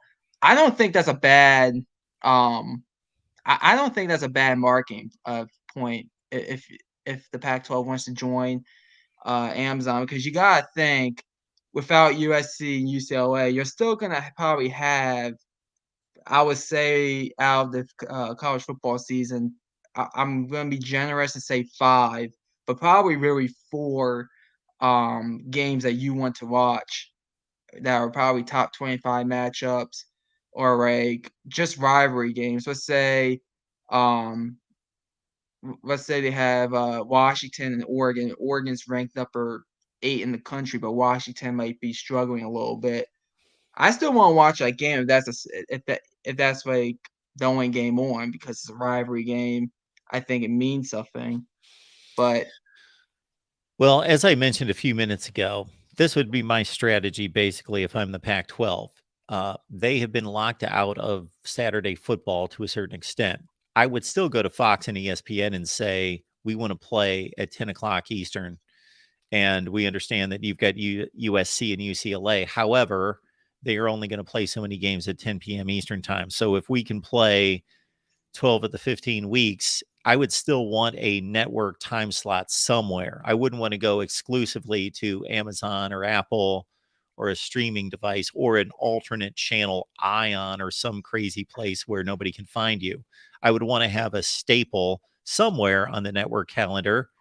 And I basically now you can watch the Pac-12 at 3:30 in the afternoon on ESPN, ABC, or Fox, and you can at prime time, but you won't be able to do that going forward because they've been locked out of those time slots. That's why I would push still for a 10 p.m. time slot on Saturday with one of those two networks, and I would want to do the same on Thursday and or Friday night. I think there's an opportunity, even though the NFL is playing on Thursday, kick off a game at 7 o'clock Eastern. You play half the game before the kickoff of the NFL game. And if you've got a really good game going and fringe NFL fans are going to stay with a college game that's 35-30 in the fourth quarter and join the NFL game late first quarter, do the same thing on Friday where there's no competition from a football standpoint. I would be playing on Thursday and Friday night if I was the Pac-12, and I would want to pinpoint a late game on Saturday on a major network. I think that's a great idea. I know they're still in talks with ESPN for having, I think, some type of time slot there late, from where I read and everything I heard. But the only disagreement I would have is I don't think they can compete with the NFL. I just don't. I think. Hang on. I'm not talking about competing with the NFL. I'm talking about kicking off a game at 7 Eastern, and the NFL kicks off at 8:20. I get yes. I think a lot of people will leave for the NFL, even if it is a good game. That's fine. So they will leave for the NFL. But how many people? I don't know what these numbers are. I'm just conjecturing. I would like to know what type of hit the NFL took in terms of viewership, not in terms of money. They obviously made a money move, and they also made a move for the future going to Thursday night on Amazon. Let's all recognize that they didn't like pick up everything and go to Amazon. They scheduled one game, and it's a bit of an experiment, and I'm sure it's successful, and that's what the future is. But not everybody. I know for me personally, I have Amazon Prime. I don't even know if I can get the NFL on Thursday night, and I watched every NFL game on Thursday night before they went to Amazon. And this past season, I didn't watch one. I even forgot that they were even playing. And I'm sure there are a lot of people like me. So you could capture an audience, first of all, 7 o'clock Eastern. You start playing football at 7 o'clock Eastern, and you're in the third quarter at 8:20. And yeah, there are going to be a lot of people that just want to watch football. They'll watch it at any time, but they want to watch the NFL first and foremost. So they leave the game. But there are going to be a lot of people like me that are going to say, this game's 38-34 in the fourth quarter. I want to watch the end of this game, even though I could care less about Utah and Washington State, but it's a good game versus I can miss the first quarter of the Jags-Texans game. I thought you were about to say another team besides the Texans, but I'm big on throwing the Texans on Thursday night, I guess. Nah, my team's the Titans. So when you said Jags, I was like, God, I hope you didn't. I hope you didn't say Jags Titans, because I'll be like, I think I'm gonna have to leave for that, even if it's a good game. But no, I mean, I still think. I mean, you make a great point. I can't dispute it or anything, but I might think about playing Monday night, doing the same exact thing. Now that will be interesting. If you do it Friday and Monday, that would be interesting, because then I think you can compete with the NFL, because you gotta do like all these things, like get out of Amazon, hit ESPN or ABC, wherever the Monday Night Football game's on. And if you take it to that degree, I guess you might as well play on Tuesday and Wednesday, and you've got no competition. You've got the MAC. And if you're the Pac-12, you should be able to gain viewers over the MAC. So suddenly people that are watching MAC football who could care less about the MAC, they just want to watch football, are going to watch the Pac-12 game. The only argument I have against that, and this is probably a dumb argument, is I would rather see the snow game, like the one MAC game that was a blizzard. If I think it was Central Michigan and somebody. Yeah. But that will be my only argument. But what's that have to do? Wait a minute. You lost me. There was a blizzard on a Tuesday night in the MAC. People like snow games.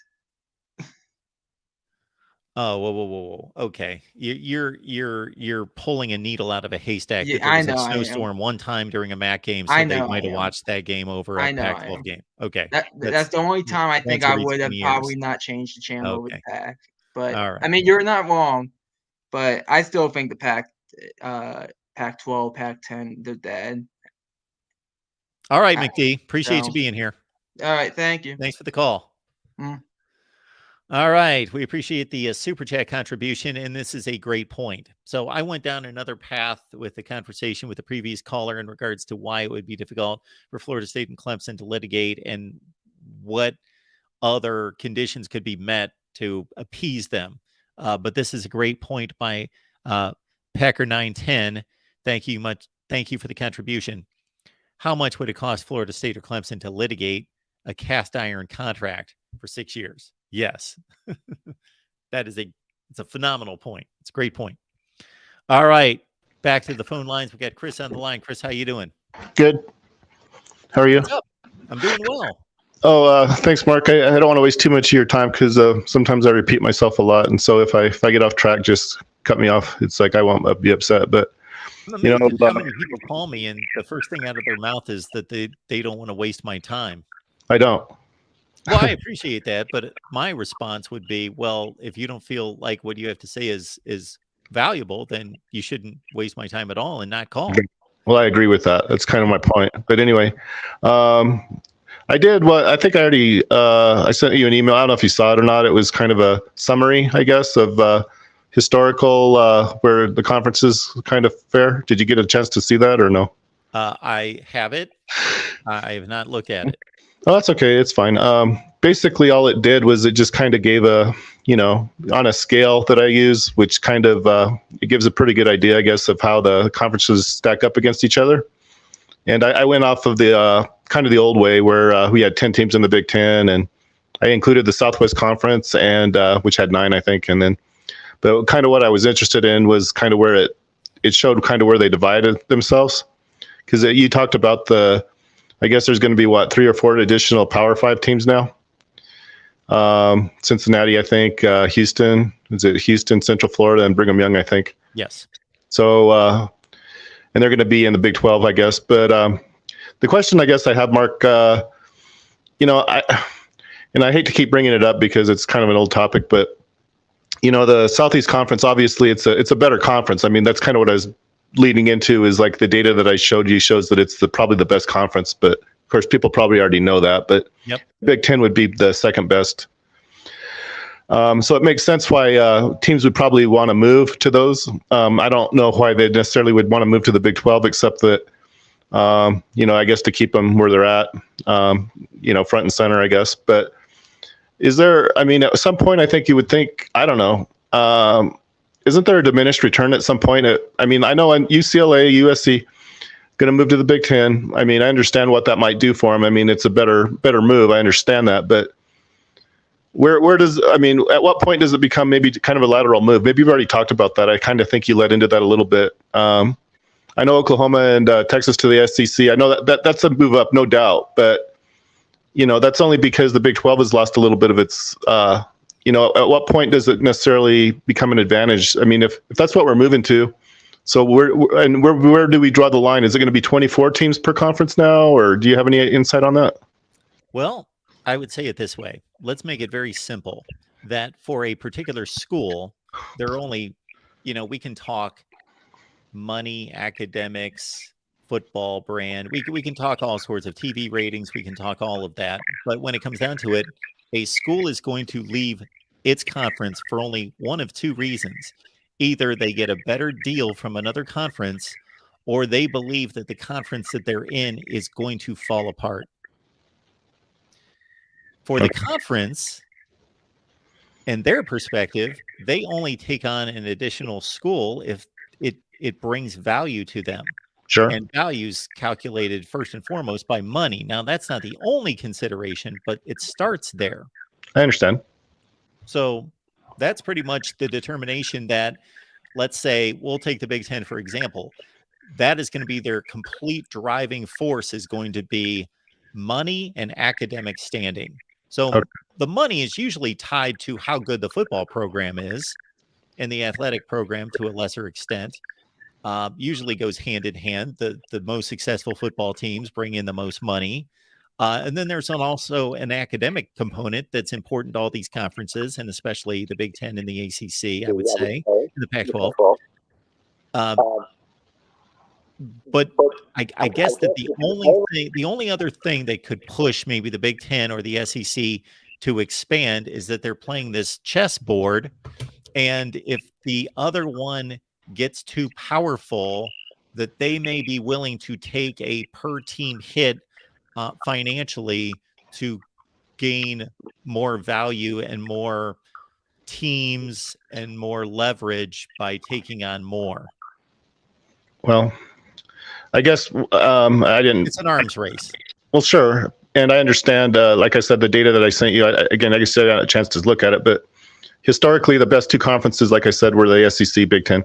Probably not going to surprise too many people unless they expected somebody else up there. But, but really, all that really does, though, is that, I know it strengthens those two conferences, no doubt. I mean, I can understand that. I mean, you're bringing in, UCLA, even, and it's not limited, I guess, to, that's a good basketball. Obviously, I mean, they're good in every probably aspect that you can imagine, I would think. Maybe even academically. I don't know much about the academics, but so I can understand all that. Maybe even the, the market share and all that, media rights and all that. But I guess my question again was, so is it going to stop at 16 then, or is that where they limited, or is it? Because I mean, there was talk of like these conferences including as many as 24. Do you know? Is that something that they might do? Do you know? Expand to 24? Oh, sure, they could.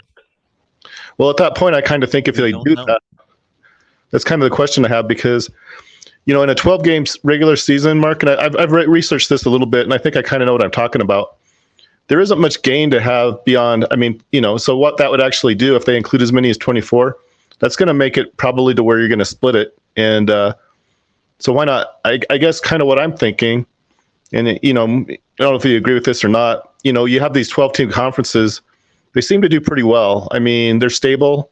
I mean, I don't mind if what this restructuring does is give a better media rights. I guess that I can understand maybe even why they're going about it. But so let them expand to 24. Then they can split into two conferences, I guess. And then so what's the benefit beyond 12-team conferences is kind of my question. I don't quite understand what's to be gained beyond 12. I really don't. Okay, correct me if I'm wrong, but everything that you just said makes total sense, except for we have to understand there's no one governing all of this. All of this would be completely different if there was a commissioner and a governing body that was looking out for the entire sport. Right. But we don't have that. Therefore, each sport, each conference is working on its own behalf and doing what's best for them. They don't care about the rest of the conferences. So therefore, we could have some uneven structure when it all settles. Well, do you remember, this is kind of going back in time, I guess. Do you remember when the WAC, I mean, I don't know exactly why they were doing it, but they had 16 teams for about 2 or 3 years there, where they included more teams for some reason. And what it created, I think, was a division, because they experimented with these quadrant things. I think, I'm not exactly sure how they worked, but I think to advance, you had to like win your quadrant or something. And then I don't know how they had a championship game, but I don't know exactly how they picked the teams that played in it. But I think that, but it created some problems, because I think there were some traditional rivalries that only played each other maybe every other year, so what they ended up doing to solve that problem was they split in half. Well, I mean, not exactly. I mean, what it was the Mountain West Conference was teams that didn't really enjoy what they were getting from the WAC, and so they went on their own, I guess, and started their own conference. And I think they included another team that wasn't in that. I think UNLV or somebody was actually included to keep it at 9 or something like that. So, and then they had the WAC, I think, was what was left with, and I think they had to add a team or two to get to 9. So the result of that, though, was that it didn't really work as far as keeping those rivalries. And then I don't know if there were problems with the 16 and getting a championship game together. I really don't remember, but it seemed to work okay other than that. But I don't know how successful it was. Maybe you can tell me. Well, I'll tell you this, because you mentioned rivalries. So unfortunately, rivalries don't have anything to do with any of these decisions. However, we can rest assured as college football fans that 90% of the rivalries are going to stay intact, because 90+% of the rivalries are between status programs in the same conference, and they're going to remain in that same conference. So most of the rivalries, the great majority of rivalries, are going to be protected just by the sheer fact that they're both equal level brands that are going to stay in the same conference. But look at Oklahoma, Oklahoma State, look at Texas, Texas A&M, look at a lot of other great rivalries like Nebraska and Oklahoma that have been torn apart by expansion and realignment, and there was really no consideration given to them. Well, no, my question again is, maybe I'm not expressing it very clearly. It's, I understand why they're doing it. I'm not so stupid I can't figure it out, but I think there's a better market value, I guess, for if you play in the SEC, you're probably going to get a better share of the revenue or something. just by being there. I think it makes it. I don't know why exactly. I mean, it's a better product, I guess. Ultimately, I think you're. Yeah. So they have a better product that's able to negotiate a better media deal.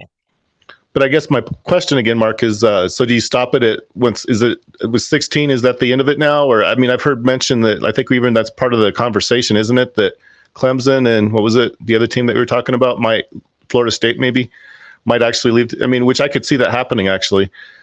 Florida State, I don't know, maybe Miami, I don't know, might leave to the SEC. So that's beyond 16 if that's what happens. I mean, we draw the line at 24 then? Is that what's going to happen? Yeah, you're totally correct that the leagues become too large to play a reasonable schedule and determine a champion.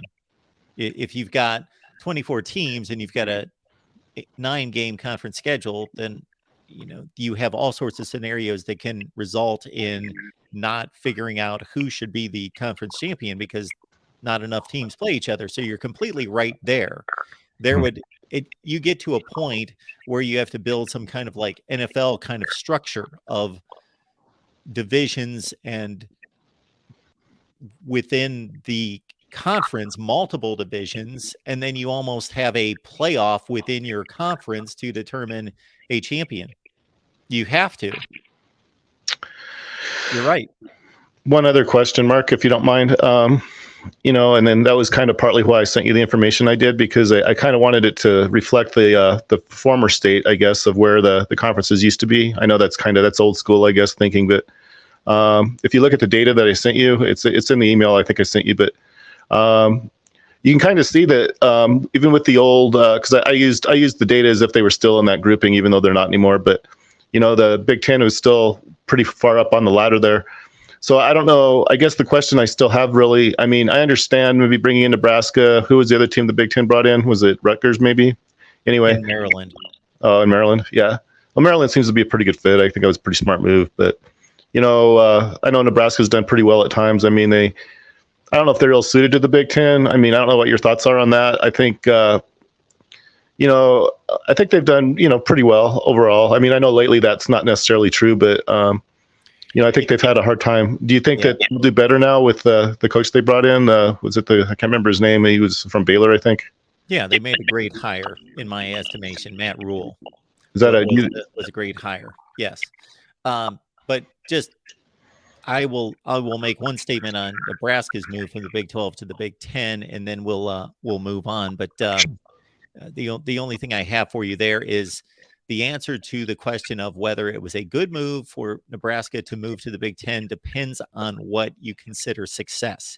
If you consider money success, then it was a good move to go to the Big 10. If you consider on-field football success to be the measurement, then it was a bad move for Nebraska to leave the Big 12. One idea, and you can tell me what you think of it. I noticed Vance Joseph just got hired as Broncos defensive coordinator. I kind of wondered with Mickey Joseph being at Nebraska if he might not have been a better hire. Do you have any thoughts on that? Well, Mickey Joseph would not be a better hire, not because of his football ability, but because he assaulted his, I believe, significant other, and he is buried in legal situation right now. I don't even know where that stands. I know he was arrested, and he's in that process right now. Well, I guess the question I have, though, is that Matt Rule, he was, where was he before? I know he was at Temple and then at Baylor. Where was he after that? I didn't really follow him that closely. He was the head coach at the Carolina Panthers. Oh, he was a professional coach. Okay, I didn't know that. All right. Thanks, Mark. Thank you, Chris. Appreciate you being here. Have a good day. All right. We've had a good time here at the Voice of College Football for the last 2 hours. We just hit the 2-hour mark. And again, if you want my full thoughts on all of this concerning, hey, we got a list here. We covered the Pac-12 and the ACC. Maybe this is the one thing that we did not cover would be the possible merge between the Pac-12 and the ACC and what that could look like. Maybe I'll post a video on that. And again, consider we're going live again tonight at 8:30 Eastern. So we've got Michigan live at 5, Florida State at 6, Miami at 7. And consider the last two teams involved there that we mentioned. So it's not just going to be Florida State football talk. It's going to be about all this mess. And also Miami by connection is also part of this and potentially part of it. So our Miami show is at 7 o'clock Eastern with Cam Underwood from State of the U. And then at 8:30, we'll be back here to take your comments and calls and questions here at the Voice of College Football. But if you missed most of our live stream here, I jumped on at 10 a.m. Eastern just because I thought this is the talk of college football. We want to sort out what the truth is and what's unknown. So right now we've got a ton of misinformation out there, disinformation, and illogical garbage. So that's flying all over the internet. People making speculations, and that's fine to make speculations, but people talking like they know and writing like they know. So we cited some of those sources, and there's people out there writing blogs, and they don't know what they're talking about. And again, and they have sources that aren't cited. They just have sources. Well, if you've got a next door neighbor, you've got a source. So legitimate sources are different. So we didn't dive into the Pac-12 and the ACC merger that is being discussed. But I will let you know that, again, just days after USC and UCLA joined the Big Ten, I posted a video that said, don't be surprised if this is the next move of the Big Ten. Oregon, Washington, Cal, and Stanford. And a lot of people criticized me and made fun of my proposal for the Big Ten because they said Stanford and Cal football sucks. But I laid out all the reasons why that would be a great addition for the Big Ten. And here we are 8 months later, and this may be what is in play. All right. So if you take our live stream from the top, if you've missed much of what we've talked about today, go from the top, because I went on for 35 minutes about, first of all, again, the point from the top is Oklahoma and Texas, USC and UCLA left their conferences, made major moves that involve all sorts of legalities, money, budgets, academics, facilities, travel considerations, logistics, all of this. They did all of that, and nobody knew it. Not the best insider in college football. We were all blindsided. Nobody knew about it. So consider that when people are running around telling you that they know what is going to happen, they don't. Nobody knew the two biggest moves in this century in college football. Nobody knew about. And again, they're the biggest moves possibly in the history of college football, not just because of those four programs, but because of the domino effect and the ramifications from those moves. We could possibly see, I'm not predicting it, the end of the Pac-12 because of that move. If USC and UCLA were still in the Pac-12 would have a good deal right now. Not the best, maybe the worst of the Power Five, but still competitive, still capable of survival. And they may survive still with SMU and San Diego State, but they've got to get creative. They've got to partner with maybe a number of services. I would advise them, and I'm no expert, to spread the wealth, get a network deal, get a Amazon deal, at least those two, and go from there. I wouldn't lock in, like we've heard in recent days, that the Pac-12 may sign an exclusive partnership with Apple. There is a reason to do that, and there are benefits to just doing that, which would be, everybody knows, if you love the Pac-12, not just for football, but you love everything involving the Pac-12, you graduated from Washington State and you love the Pac-12, then everything that you want from the Pac-12 is on Apple. And that's the one subscription I got to make. I'm done. So there is benefit to that. But I think the cons far outweigh the pros, and it's better to be diversified in the media space. The Big Ten cut the mastermind of a media deal. It is straight from, and it shouldn't surprise anyone because Kevin Warren has an NFL background, and obviously now he's back in the NFL, that the Big Ten basically built a media platform that is like the NFL. They have covered all the time zones on multiple networks, and they're all major networks. And then what happens there is that if you are on Fox every day at noon, then part of the negotiating deal is that you tell Fox you have to promote the rest of our games. You see this now, and you didn't used to see it. 40 years ago, you didn't see ABC telling you what was going to be on CBS. You never saw that. But now you see it all the time. Why? Do you think NBC wants to tell you what games coming up this week, like in the NFL? When you watch the Sunday night NFL game, they will tell you Amazon's got the Thursday night game, the Monday night games on ESPN, then the split double headers on CBS on Sunday. And NBC is telling you, go watch the NFL on other channels. Don't watch our programming. Watch the NFL. Seems crazy. That didn't happen years ago. Why does it happen? Because the NFL told NBC, we're only cutting a deal with you if you tell people where they can find our games. And you see the same thing in college football now. Regardless of where you're watching the game, they will tell you. So now the Big Ten has locked up all these time slots, all the way from noon, all the way until 1 o'clock in the morning. And considering USC and UCLA coming from the Pac-12 and playing those kind of games, shoot.